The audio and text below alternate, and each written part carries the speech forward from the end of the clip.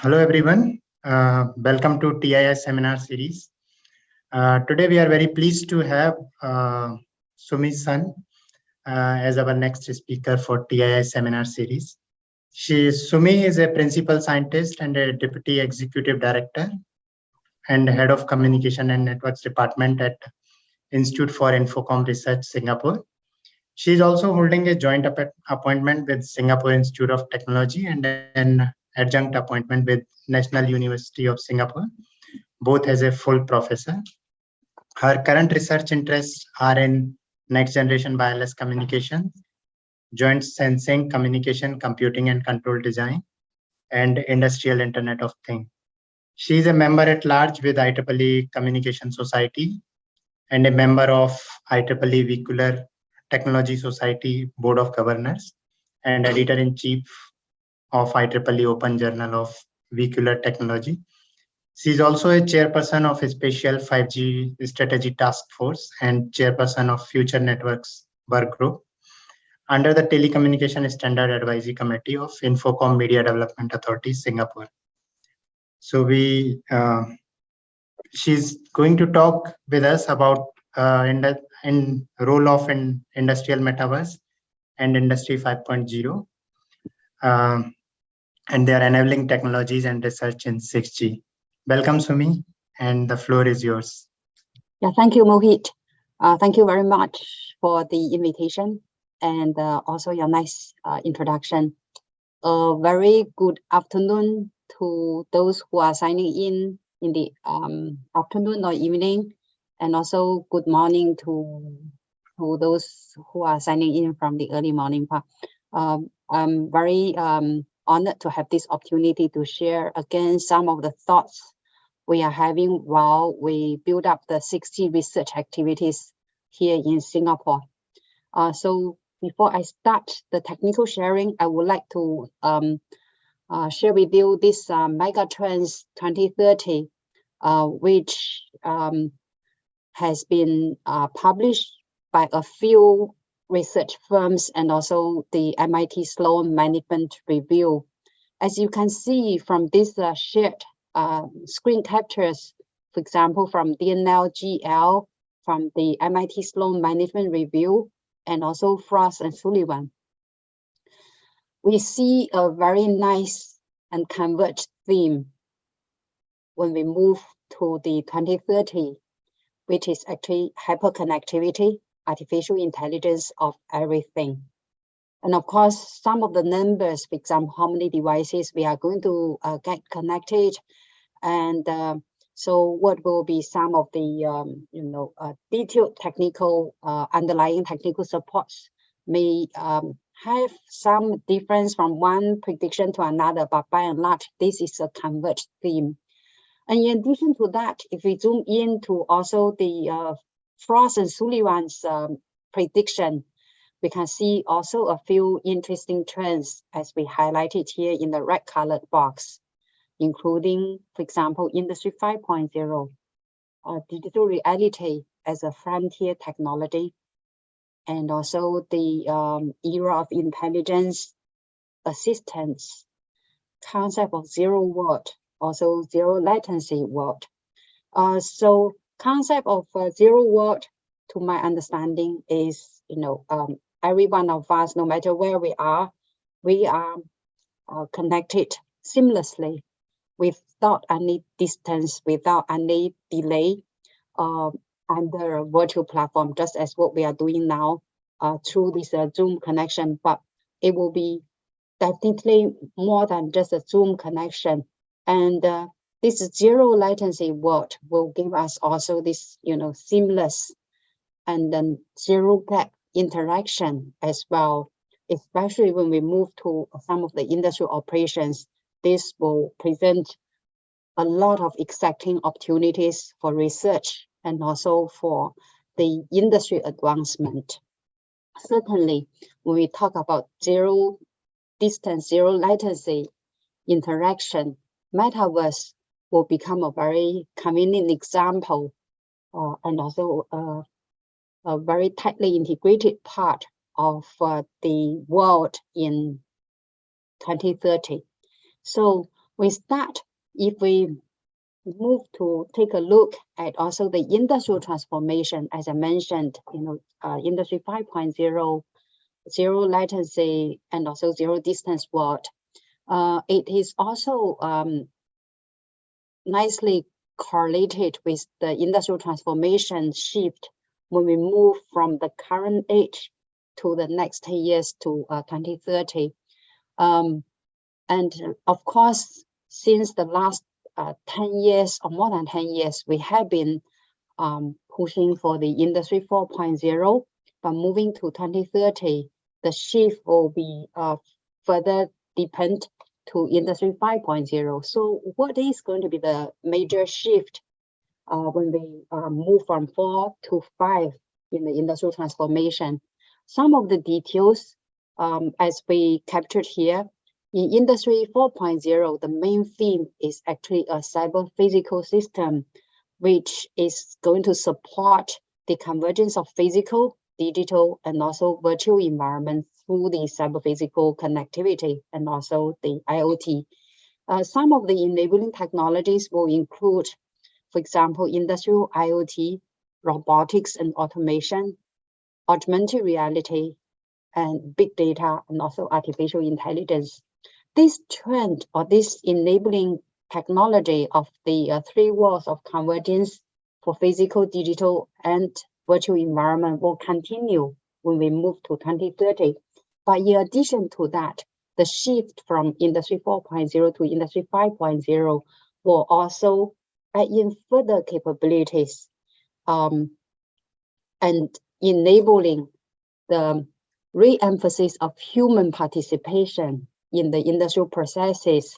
And of course, in addition to that, we have also, the hyper-customization and also cyber-physical cognitive systems. So in addition to a cyber-physical solution or integrated cyber-physical system, now we are enabling the cyber-physical system with the cognition capability, with the intelligence.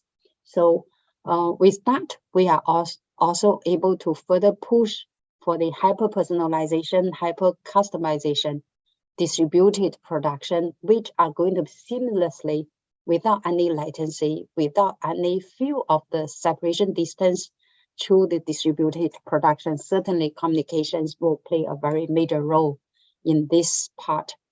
And in addition to that, we are also going to have more intelligence in the supply chain management and to support the resilience and also the sustainability. We are going to have a lot to do in terms of enabling the circular manufacturing so that we are able to have a sustainable and sustainable economy in the manufacturing sector as well. So this is representing the shift from Industry 4.0 to Industry 5.0. And some of the example enabling technologies will include further push for human-centric solutions. And in addition to that, also the human-machine interaction so that we are able to interconnect and also combine the strength of human and machines. So with that, the HMI design will be very important in enabling technology. So more than that, it is also, the immersive experience enabled by the HMI and also the intelligence. So for that, we will need the real-time based digital twins and also the real-time based simulation and optimization capabilities in the industrial systems and industrial network as well. And for the higher and higher reliance on data, we will need to have cyber safe data transmission, storage, and also analysis technologies so as to support this shift with energy efficiency and also trustworthy autonomy technologies. And certainly for all this to happen, the native integration of artificial intelligence, bio-inspired technologies, and also the smart recyclable materials will be important part as well. But for today's focus, since we are talking about 6G technologies, we are going to focus more on the connectivity aspects in Industry 5.0. So with that, we are coming to the evolution of wireless and cellular technologies from the the very first generation to the 6th generation. Of course, if you look at the trend, for the first 4 generations, we have been focusing very much on people-centric solutions, having the human users as the primary customers for the cellular networks. And of course, with that, the technology evolution has also been focusing on increasing generation by generation the offered data rate. Why data rate is important? Because with the higher and higher data rate, we are able to provide much more and consistent quality of experience to the human users. However, when we move from 4G to 5G, in addition to the data rate and in addition to the human users, we start to discuss about having 5G as the digital transformation enabler for all the industry verticals. So with that, we do not only have the data rate support, but also the mission critical low latency transmission will have to be offered by 5G.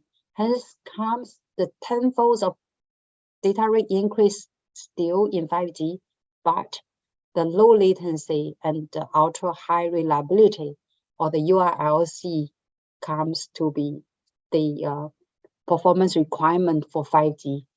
And of course, when we move from 5G to 6G, we have to push to realize this hyper-connected intelligence of everything, and also the human computer, human machine interface, and the immersive experience. So with that, in short, 6G will have to enable the convergence of the 3 worlds, the physical, the virtual, and also human worlds, so that we are able to push for better and also more consistent experience for the users, the human users, as well as the machine users in the different sectors, in a way also transiting from Industry 4.0 to Industry 5.0. Certainly, to enable that, we believe in addition to rate, in addition to latency, we will need to have this high accuracy networks in the synchronization for all the things, for all the interfaces connected to the network. We will have to enable this common high precision clock reference. Only then are we able to talk about zero latency, zero distance of physical, human, and also virtual world of convergence. So how are we able to enable this? Or in another way, if we look at the current 5G performance, why are we not able to offer this 3 worlds of convergence, so that we are able to offer this accurate and also in-time sensing, localization, immersive experience at any time, in anywhere, for anyone, and also anything, in a cost-effective measure. So to do this, indeed, if we recall the performance requirement for 5G, we have the triangle, which is the eMBB, or the data rate offer, the URLC, which is on the mission critical low latency, high reliability transmission, as well as the MMTC, the massive machine type communications. And that is represented by the 3 boxes in black colored performance requirement: rate, latency, reliability. And to support the three worlds convergence to support the Industry 5.0 transformation, as we mentioned, we will need to add in more performance measures. We need to add more KPIs to the 6G network. And one of the most important performance measure will be the network synchronization. For mission critical operations to support the industrial operations, we will need to have the high network availability anywhere, anytime, and also the consistent performance, consistent experience. Industrial network will have to be resilient, will have to be fail safe. So for that, we will need to look at how are we able to design the network so that we will have this ultra reliability in the cost-effective measure, in the resource-efficient measure. So when we talk about efficiency in 6G, it is not only about spectrum efficiency, it's not only just about energy efficiency, but also about the overall picture for both the network as well as the operation side that we will have to offer this capability. So indeed, since 2020, there are many white papers and also visionary papers published talking about different aspects of 6G in terms of technology, in terms of the services, use cases that will need 6G to further innovate, further develop. So given that, you can see we are also not giving any numbers for the different performance indicators, but rather we will look at where we are able to develop so as to enable this Industry 5.0 kind of application. Certainly, as we mentioned just now, for this interactive, immersive experience given to support the three worlds of convergence, industrial metaverse will be an integral part of Industry 5.0. And industrial metaverse will be enabled by 6G. And in return, it is also going to push the 6G technology advancement. So by and large, if you look at this illustration, which is given in one of our IEEE wireless communication paper, we can see that it is actually having the different layers in the network that we will need to further develop, further push so that we can have this seamless experience. So in brief, this industrial metaverse as an integrated part of I5.0, it is going to give us this real world mirrored in the virtual world, but more importantly, on a real-time basis. And then different people, different machines on different sites, they are going to work together through the people-to-people, virtual, and also human-machine interfaces. And this integration will be supported by the extended reality, virtual reality, and also augmented reality solutions. As if these machines, these operators and people will be appearing at the same place in front of the same machine. And certainly this converged three-world solution will also enable us to have the predictive analysis and also the optimization so that we are able to predict errors, prevent errors from happening through this integrated digital and physical worlds. So with that, certainly we will need all these KPIs as we have discussed just now to fulfill the performance requirements so that we are able to realize this design vision. So toward this point, it is interesting and also necessary to take a look at the key performance indicators in 5G and see from where 5G will still have some gap to support a fully integrated industrial metaverse and also Industry 5.0. And shown here is a table with a list of KPIs summarized by Ericsson. And the KPIs are focused on the industrial operations. For example, this manufacturing cell automation, AGV support, process optimization, and so on. By and large, if we look at the KPI numbers, we have sub-milliseconds of latency support, and also up to 9 nines of reliability requirements, and also localization, high mobility, and so on and so forth. So in a way, we can see that many KPIs are able to support session by session kind of a high reliability, mission critical connectivity requirement. But the caveat is that most of all these KPIs, when we design 5G, are focusing on individual sessions rather than coexisted network solutions with multiple deployments, multiple pairs of communication links. And moreover, the coupled KPI effect may not have been sufficiently addressed so that we are able to support simultaneously multiple sessions, multiple KPIs, and if not all, then majority of these multiple sessions will need these key demanding KPI numbers.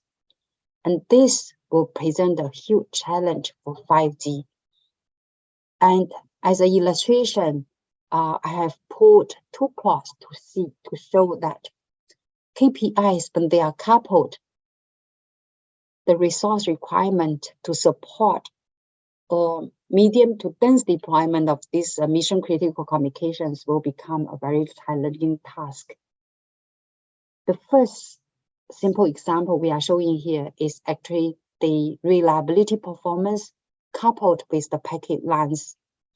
From the coding and information theory perspective, we all know very well that coding theory has been developed based on long code word. However, when the code word becomes shorter and shorter for sensing, and more importantly, for control command transmissions with low latency requirements, then we can see that the coding theory, the traditional coding theory, will not be able to give us accurate predictions. And even in this simple illustration, we can see that when the information bits in the code word is shortened from 2000 bits to 500 bits with the same coding rate, same modulation, we will have to require almost 3 dB more of link budget so as to support the same reliability performance in terms of the packet error rate.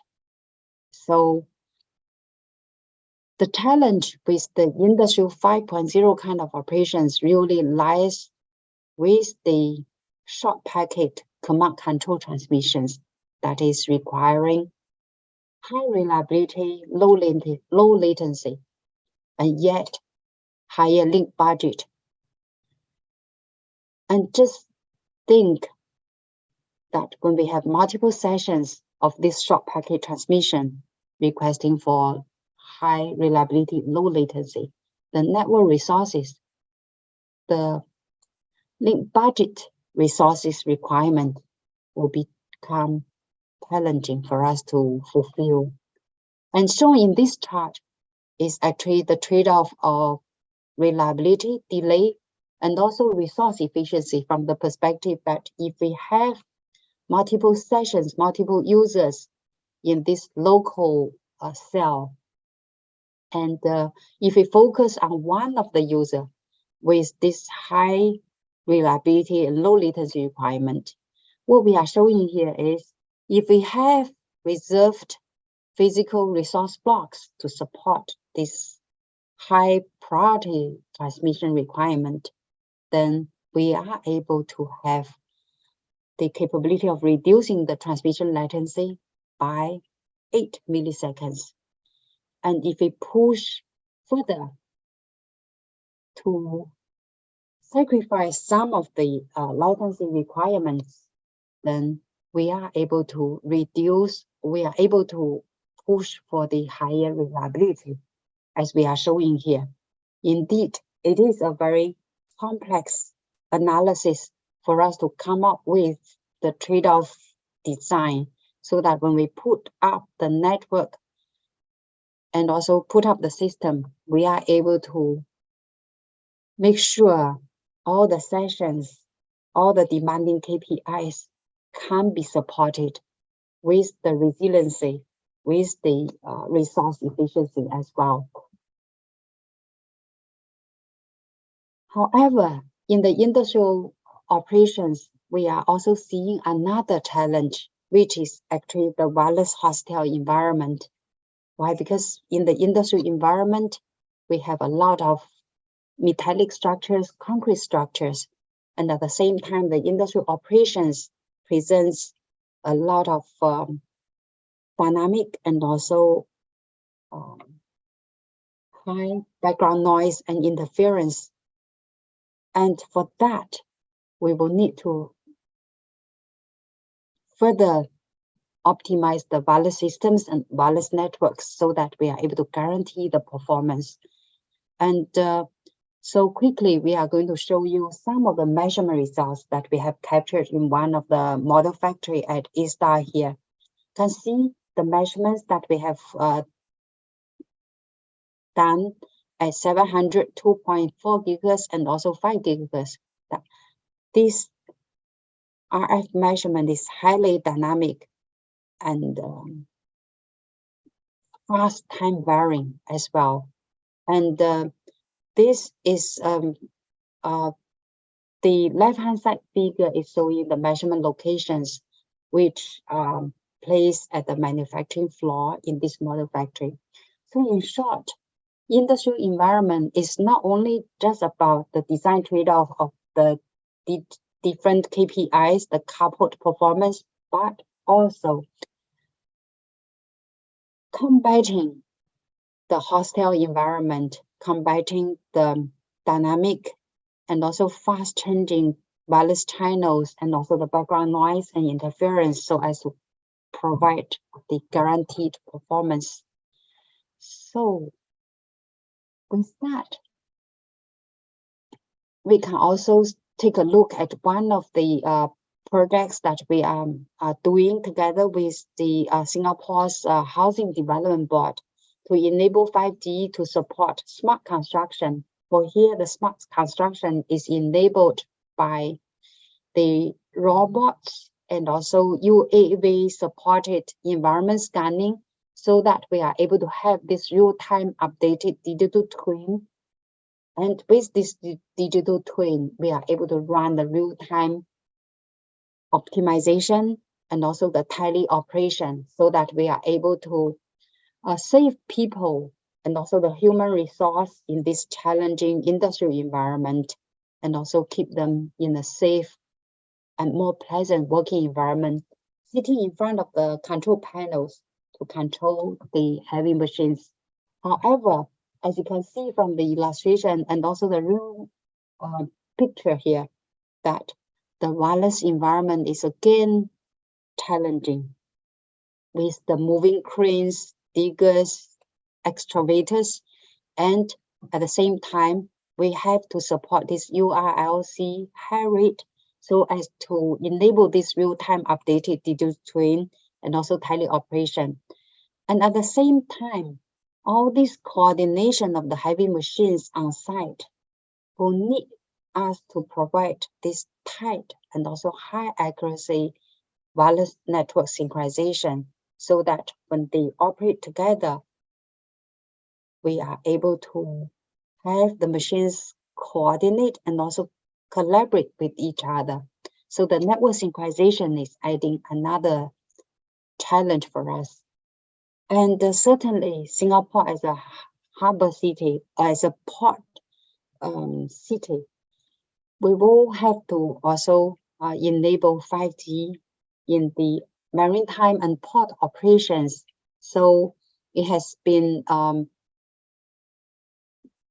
very demanding requirement for 5G to support all these digital operations, digital transformation at the port, as you can see here. However, the port environment is even more challenging because of the highly dynamic and fast-changing movement of the containers moving in and out of the ships and so on. And at the same time, we will need to enable these 10 use cases as we are seeing here. So in short, we will need to have this pervasive and massive connectivity at the port and also the near port sea areas with the performance of high data rate, high capacity, and URLC at the same time to support the UAV, AGV operations. We will need to give the high precision centimeter level of localization and in a highly dynamic and wireless hostile environment. And in a few years' time, this port operation will be moved to a new location. And in the new location, the AGV density will be increased by another 10 times to 100 times. So just imagine that we will have thousands of unmanned autonomous ground vehicles carrying and also loading, offloading the containers at the port area. Without a very high precision synchronization, easily they can crash into each other. Then the coordination and also the high capacity operation won't be realized.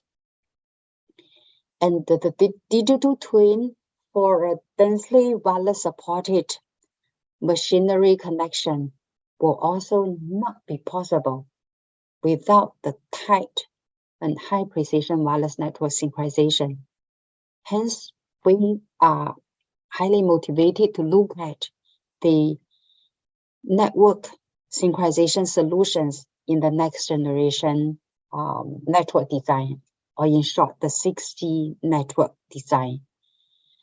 A similar example or similar requirement is also present when we look at the renewable energy integration into the smart operations. Certainly, when we look at 5G, it has already given the use case and also the performance requirement to support the renewable energy management and also smart grid operations. In short, it's actually the URLC requirement. When we move to 2030 in the next 10 years, we are going to see even more due to this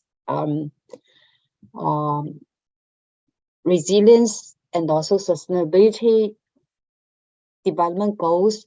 We will see more and more integration of distributed renewable energy resources, behind meter assets, and also electrification to vehicles and EV charging facilities. With that, we will have to enable the dense URLC connection, and at the same time, integrating all these wirelessly connected distributed energy resources. We will need to synchronize them, without which we are not able to integrate these distributed energy resources for the seamless smart grid operation. So with the interest of time, I'm not able to elaborate more details, but certainly we can look at the technical requirement at some other occasion. Okay, and so with that, if we recall the few examples that we have just briefly discussed, we will need enabling technologies for 6G so as to support the 3 worlds of convergence and also realize the predicted vision for the megatrends of 2030. And for that, we summarize the enabling technologies into 5 aspects. The first aspect is for machine as the dominant user in 6G. And to support this, we will have to develop agile multiple access technologies to support the very diversified quality of service requirement. And at the same time, to support machine as a dominant user, we will have to enable the 6G network with high precision wireless time sensitive network. And integrated sensing communications has been very actively discussed in the community. But in addition to the sensing communication integration and convergence, we believe this low latency and the mission critical operation will need the integration of sensing communications with computing and control as well. And certainly radar communication co-design will be a special use case and special system under this integrated sensing communication theme. When we have dense connectivity with the human users and also machine users together coexisting in the network architecture and also antenna design will need to be re-looked at and also re-innovated as well. I think for TII, Professor Dabar has been talking about the next generation electromagnetic MIMO system design from the theoretical aspects to the system aspects. I think antenna design is just one sub-element in that big picture. The next part of the enabling technology we believe will be something to do with this software-defined everything as a necessity. And in addition to this software-defined everything as necessity, we believe agility in the design will be very critical. So we need to enable, in addition to the software-defined radio, software-defined network, also this software-defined environment, which can be enabled by the large intelligent surface. However, to support this software-defined everything vision, the system design will have to be agile and also flexible. For that, we believe this spectrum management and also the spectrum access to heterogeneous multiple resources is important. And accordingly, the next generation system design will call for slim and also agile architecture as well. And of course, when we have software-defined everything, open networking and open system will be a very important aspect for us to address. The third aspect, when we have machine as one dominant user, when we open up the interface to support this software-defined everything, it is also calling us to look at the native design of security and also enabling the resilience and privacy as a guaranteed feature in 6G. So how are we going to integrate the design of security, privacy protection with communications, with computing will be important aspects. And in addition to that, security feature for machine type of users may be different from the traditional approach of security design for human users. And this is calling for some of these innovative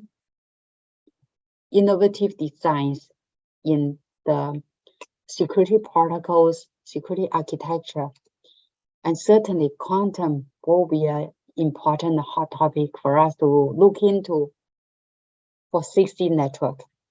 Last but not least, sustainability will be important for both network and also system. So we will have to design the 6G systems and networks with sustainability, energy efficiency as a baseline. And last but not least, AI will help us further push for performance. And this will have to be integrated in the system and network in a native manner. So next, I'm going to quickly share a few ongoing work we are doing at S2R in terms of high precision wireless time sensitive network, radar comms co-design, and also the heterogeneous spectrum access and management, as well as AI to drive the performance.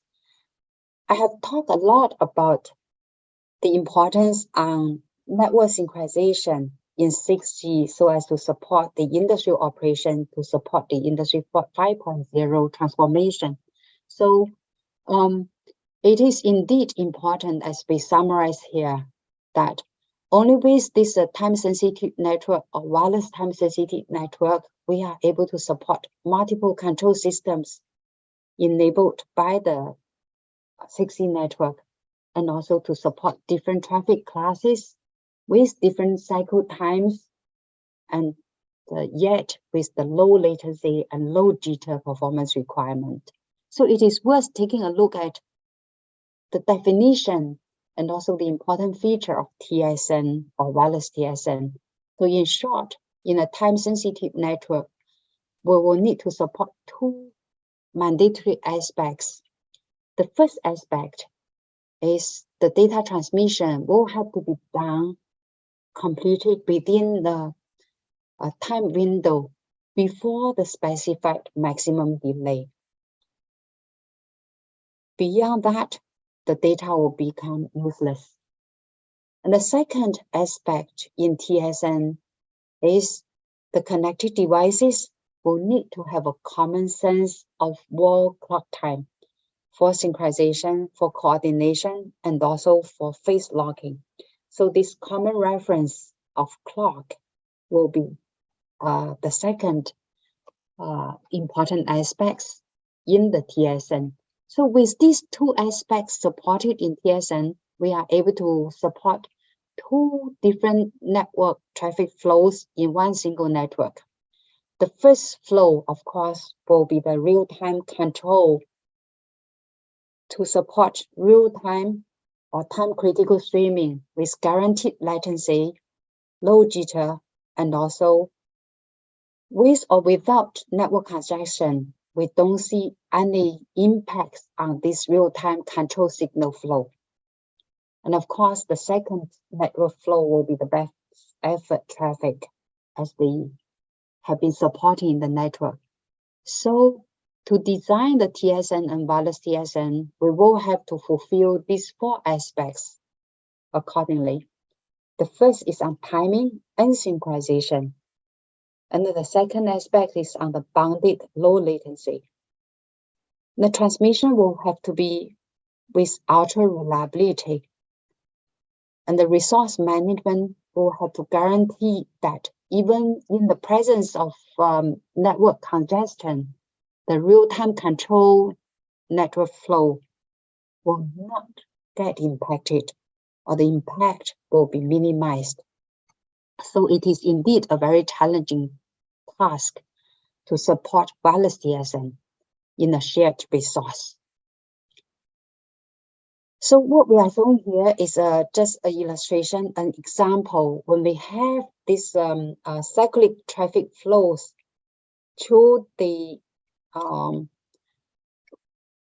design of the MAC protocol, which we call as the traffic generation time hyperchannel, we are indeed able to support this required low latency and also the wireless TSN features. And we have also presented the network load impact on the performance. By and large, if we look at the ultimate performance that we have simulated and also tested versus the theoretical performance bound, the design in this very simple network setup is able to achieve the prescribed performance target. However, if we look at the shared resources, that when we have more demanding high data rate traffic flows, how this performance is going to be impacted, and also accordingly, how are we, through the resource management, avoid the impact to happen on the time critical and also mission critical traffic will still remain a design challenge for us to overcome. And this is showing the design has been proven in the proof of concept prototype, as we are showing here by all these pictures taken from the lab setup. However, there is still a long way to go to move it to a real practical scenario of wireless network to support the TSN. Next, I'm going to quickly share another design, another initiative we are taking in terms of the joint radar communication design, so as to realize this dual functions in one system on a shared spectrum. So the motivation, I think, from the community, we have seen a lot of motivating examples through the integrated sensing communication initiative by the research community as well as the industry. And certainly, we see this use case required when we look at this transportation scenario, and certainly in other scenarios as well. And then from the system efficiency perspective and spectrum efficiency perspective, we can see that through this dual function support in one single system, many of the design blocks in the system can be shared. Certainly it's going to be more efficient. And for this joint radar communication system, we have a few design options. If we take the pragmatic approach, we can use the traditional communication waveform to support radar sensing functions, or we can embed communication signals in the radar waveform so that we are able to share information across the different objects in the environment. And the third option is going to be a time-shared radar sensing using radar waveform with the communication waveform, communication session using the communication optimized waveform. And of course, we can optimize the time resource allocation to support the radar sensing and also communication. Of course, the ultimate goal is to look for an optimal waveform that is able to support this joint radar communication function. And it is yet accomplished task. So we still have this exciting research topic for this waveform design. And in terms of performance, we will have to fulfill the communication requirement as well as the radar sensing requirement, as we have put here. And for many of these joint radar communication application, it will involve safety critical applications. And for that, we will have to design the system with the security guarantee. So the system design, the waveform design will need the anti-jamming, anti-spoofing capabilities. And certainly, the protocol aspect is important as well. And what we are showing here is a study we have done previously using the Wi-Fi 11AD waveform, which is a cyclic prefix in supported single carrier waveform. And of course, 11AD is able to support gigabits per second of data rate communication.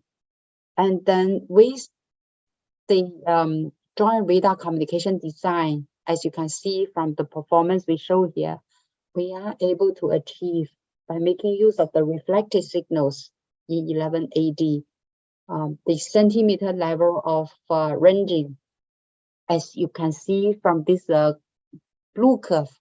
And at the same time, by enabling this radar sensing function, we can also have a high accuracy speed estimation at a sub-meter per second level of accuracy.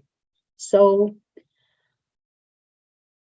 this is done with a very wide band millimeter wave signal. And if we move to the outdoor long distance joint radar communication sensing requirement, we will need to look at, what is the performance of using the 5G new radio waveform, because we are looking at a full duplex system. Hence, what is going to be the design requirement for self-interference mitigation, as well as the multi-user of radar comm interference mitigation as well.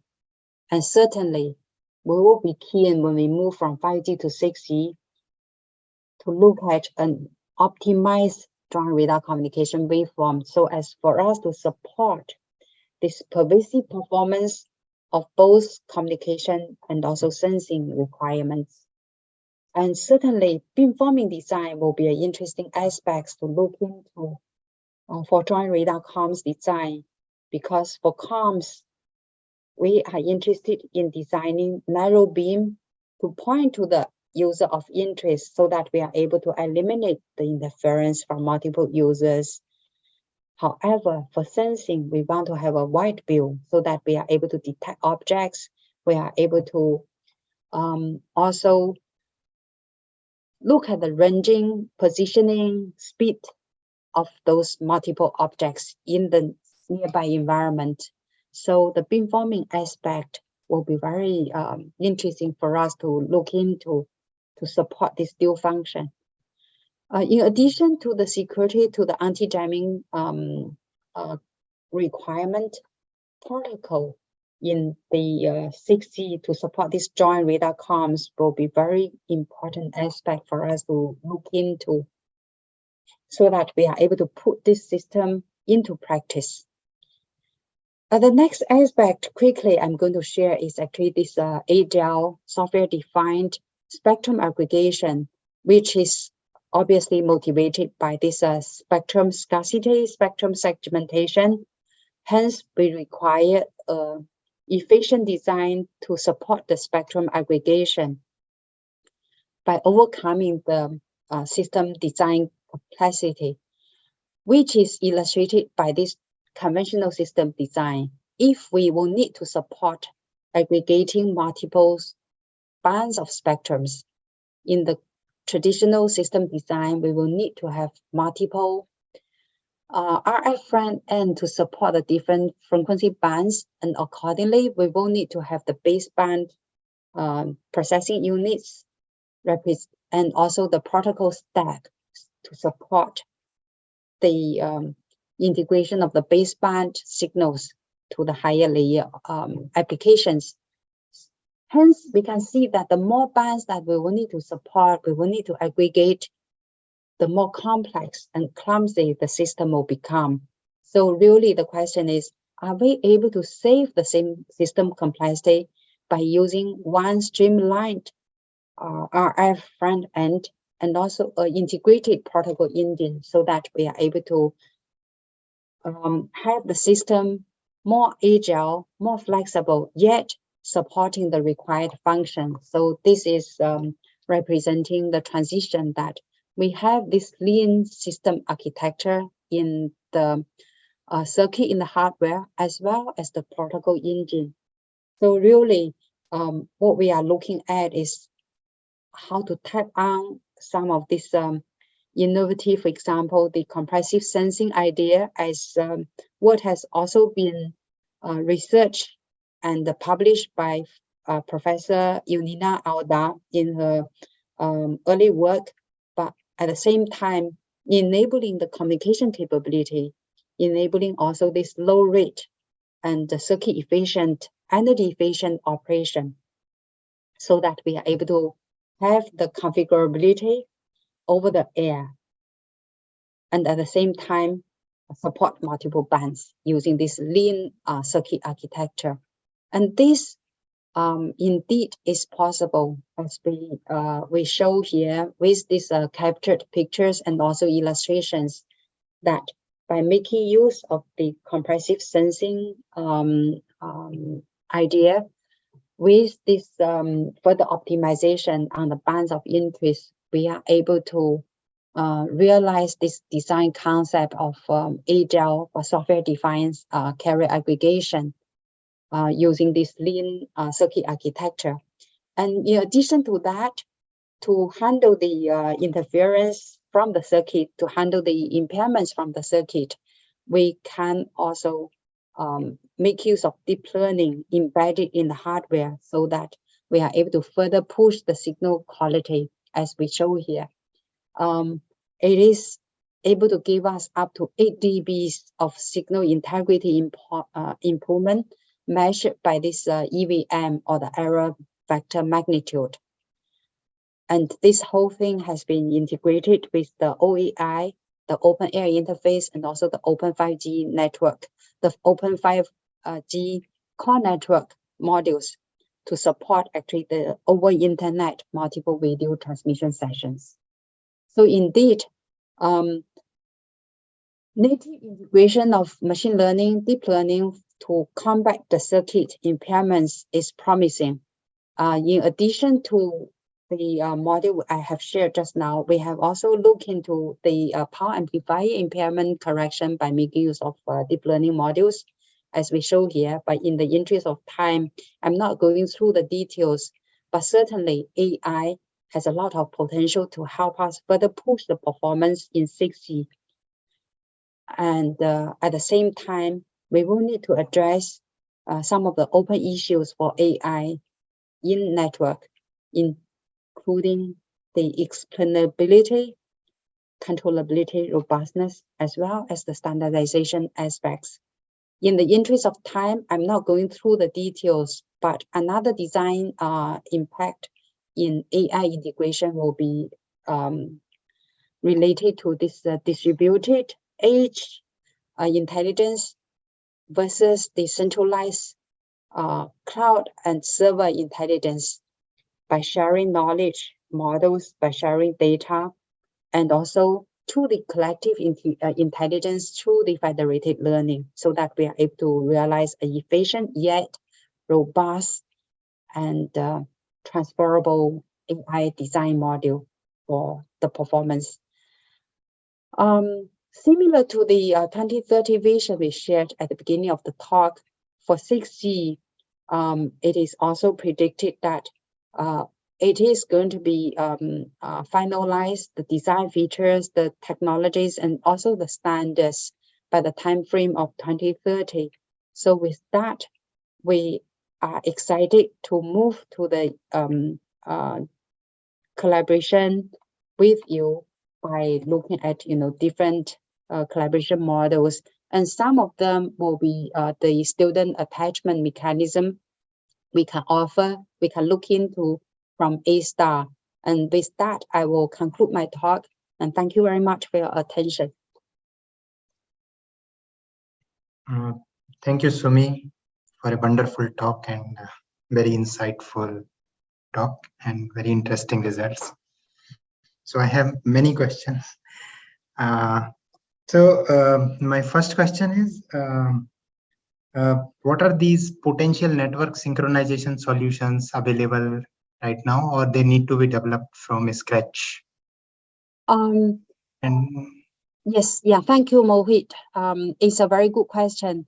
In 5G, there is the discussion on the network synchronization from the protocol aspects, from the time stamping, and also share the time stamping from base station to the UEs. Then the challenge is, if we are not able to quickly share the timestamp information across the wireless nodes, then with the clock drift, the timestamp will become inaccurate, will become invalid. So we will need to further push the design and also the performance when we move from the current 5G design to 6G. In terms of the wired time sensitive network, under the IEEE 02.1, the standard specification is already available, but we will need to extend it from the wired to wireless network.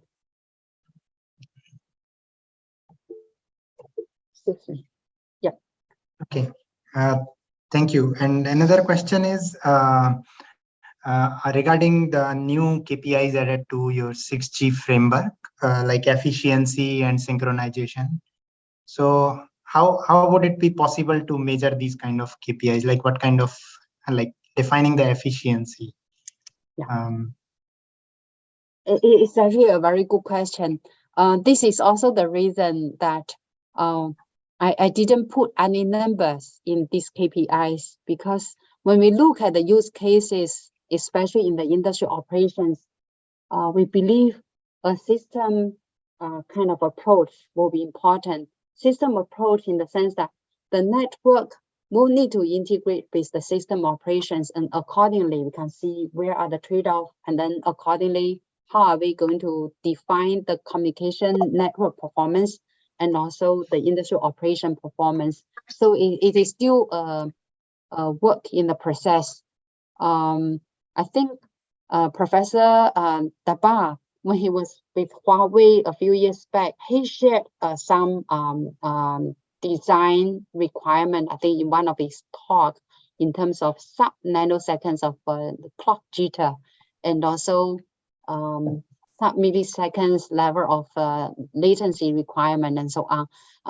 But I think that can serve as a starting point, but we will need to look at the system aspects in order to define the performance. And that is in fact also our ongoing efforts under the ITU IMT 2030 efforts. Thanks again for the answer. And we have few more questions from attendees. So one question is that what new dimensions will Metaverse open or add for sustainability, and how 6G or Industry 5.0 is planning to address sustainability issues? Yeah, thank you for the question. I would think that if we look at the promise from industrial metaverse, which is able to give us this real-time correspondence between the virtual world and the physical world, and at the same time seamless convergence with the human integrated into these two worlds, we are able to enable a more seamless operation and also the real-time predictive analytics and operation. So from that perspective, certainly we are able to improve the reliability and efficiency of the industrial operations.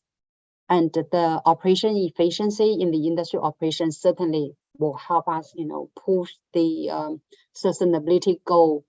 Of course, to look at the whole picture holistically, how much of additional resources that we'll have to make available in the network so as to support the industrial metaverse scenarios, I think it is again open issue for us to further research, and then are we able to answer this question concretely? Thank you for the answer. Another question is that what are the key 6G technical benefits to Metaverse use cases over 5G? Yeah. So as I mentioned, for 5G, we are looking at these three aspects: the eMBB, URLC, and also MTC. And then for Metaverse, as we have motivated, it will need high precision network synchronization, and also the resilience and high availability for the network to support the industrial metaverse operations. So this has not been fully addressed in 5G design and the standard.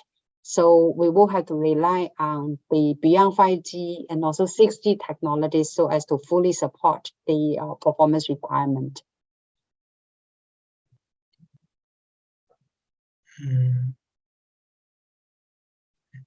Another question is that do you think that White Rabbit is an interesting sync solution? Sorry, I missed the question because I was looking at the last question for AI. Yeah, could you please repeat the question? So the question is that do you think that White Rabbit is an interesting sync solution?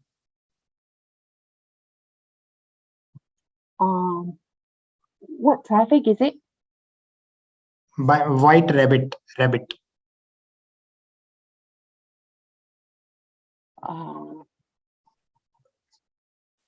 Okay, so we can go to the next question. For the next generation wireless networks, do you think that the AI as a performance driver must have the explainability element as compared to the black box approach? Right. For this, I will be convinced that it will have to have the interpretability or explainability element, or else when we put it into the network operations, especially the real-time operations, then we will not be able to trust it, to give us this sustainable and stable performance. And then we will be concerned about the catastrophic effects that it might incur. And with that problem not addressed fully, I don't think, the network operators will be even consider putting AI into the network operation. Thank you for the answer. I know it's already too late for you in Singapore, but if you may allow me, may I ask you a couple of more questions? Sure, of course. Yeah. So one more question I have is related to these waveform designs for joint radar communication. Yes. So what do you anticipate? Like, are they going to, these kind of waveforms going to coexist with OFDM kind of scenario, or there will be a fundamentally redesign where, as you mentioned, that you need to not only jointly design communication and sensing, but also computing and control also. So from that perspective, it requires that PHY layer is up for a massive upgrade. Yes. So it is actually a very interesting aspects. On one hand, we have the simplicity of OFDM, and also we are able to change, tools from the different sets of the numerology in the system design, so as to support, high mobility environment or low mobility environments. We are able to make use of the cyclostationary feature so as to support the sensing capability that we desire. This is also, the understanding we have built through the interaction with the industry. And at the same time, we have, a few new waveforms which have been also actively discussed. One of them is this OTFS, orthogonal time frequency, I think sequence, OTFS sequence, or orthogonal time frequencies. Right. Yes. And then I think recently, over the last few months, we have also come across this new so-called another variation, which is the ODDM, orthogonal delayed Doppler multiplexing modulation. It is a new waveform which and it is closely related to OTFS. However, it is able to have this orthogonality feature at both the Doppler plane and also the delay plane. And whether it is able to give us, this or in a way, are we able to prove that ODDM is the optimal waveform fulfilling the optimality criteria for radar sensing, and also support the optimal communication requirement? I think it is yet unaddressed question, but it is certainly interesting to look into these new waveforms. One last question. In your wireless time sensitive network simulations, you mentioned about some traffic generation time hyperchannel. Can you Yes. please elaborate a little bit more on this? Sorry, your last part of the question for the Can you please hyperchannel. elaborate? Yes. Can you please elaborate little bit more on As this? I mentioned, we actually designed this protocol, the MAC protocol, based on the cyclic traffic that we are able to predict the arrival of the signal, but because of this reliability performance, because of the presence of the packet error that we might incur in the network, there is some level of uncertainty. Hence, we have also put in the carrier sensing multiple access in the protocol design. With that, we are able to avoid the collision. There is actually a conference version of the paper explaining this protocol design. Certainly, I can share more information on the paper itself. Then from there, I think we are able to look at whether when we have even more busy network, more congested network, how are we able to still guarantee the performance of this high priority traffic flows? Okay. Thank you for the answer. Yes, I seen the question. I think it is which I was not able to understand. I think the question is related to White Rabbit as an interesting synchronization solution. Was that the question? I was not able to understand. Yes. Yes. Okay, yes, I see. Yes. Yeah.